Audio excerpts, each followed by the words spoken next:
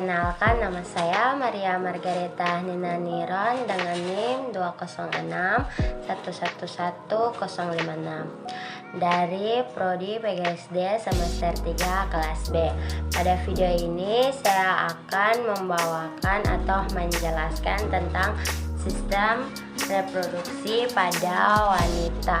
Bisa diperhatikan pada gambar yang telah saya gambar, ini merupakan sistem reproduksi wanita.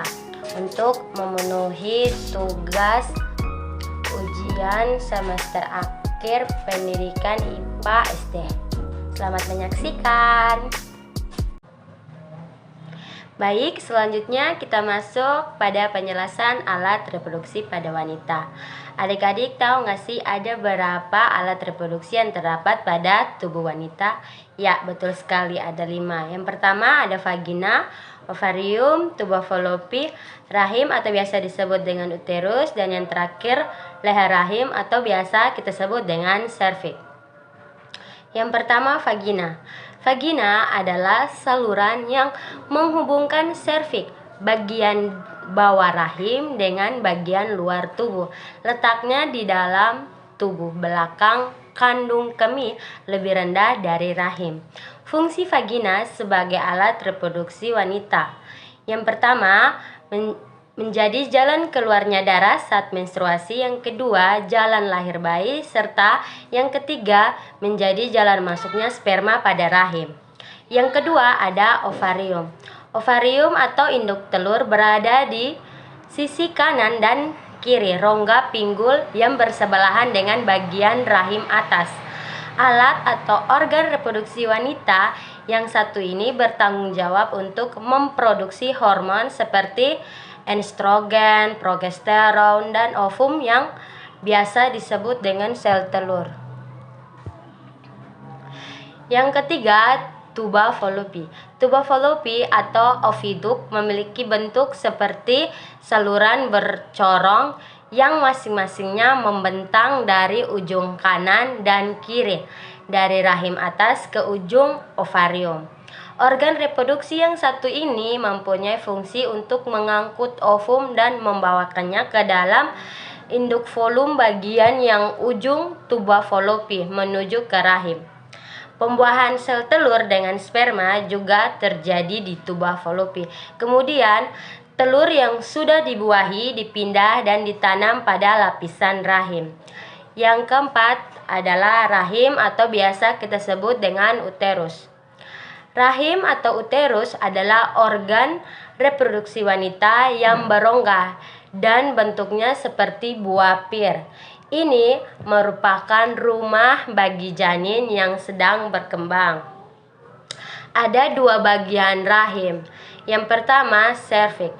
Serviks merupakan leher rahim yang berada di bagian bawah dan menjadi jalan menuju vagina serta tubuh utama rahim yaitu korpus. Yang berikut yang kedua, korpus. Korpus adalah area fleksibel karena bisa mengembang sesuai perkembangan bayi. Ini juga merupakan saluran untuk darah menstruasi dan sperma. Selain itu, rahim menyongga embrio selama tahap perkembangan awal. Otot-otot dinding rahim berkontraksi persalinan normal untuk mendorong janin melewati jalan lahir. Yang kelima ada leher rahim atau serviks. Leher rahim atau serviks adalah organ yang berbentuk silinder atau tabung yang menghubungkan vagina dengan rahim. Serviks terdiri dari 2 bagian, yaitu ektoserviks atau dinding luar leher rahim dengan endoserviks bagian dalam leher rahim. Serviks memproduksi lendir yang akan berubah selama siklus menstruasi. Pertumbuhan tekstur lendir serviks bertujuan untuk mencegah atau membantu terjadinya kehamilan. Baik, selanjutnya kita akan membahas tentang fungsi-fungsi dari organ reproduksi wanita. Yang pertama, dapat menghasilkan sel telur. Yang kedua, melindungi dan memelihara sel telur yang telah dibuahi sperma hingga perkembangan seutuhnya. Dan yang ketiga, melakukan hubungan seksual. Dan yang keempat, melahirkan bayi.